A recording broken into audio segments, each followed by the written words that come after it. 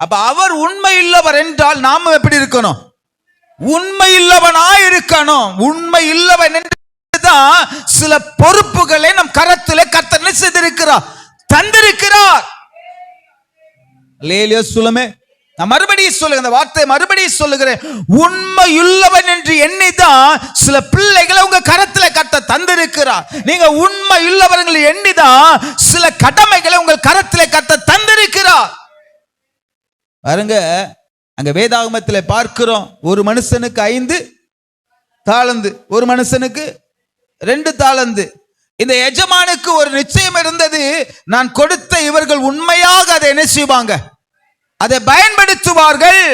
ஆனா ஒருவன் பயன்படுத்தினா, இன்னொருவன் பயன்படுத்தினா, எஜமான் எதிர்பார்த்த வண்ணமாக ஒருவன் என்ன செய்யல, அவனிடத்துல உண்மை இருந்தது.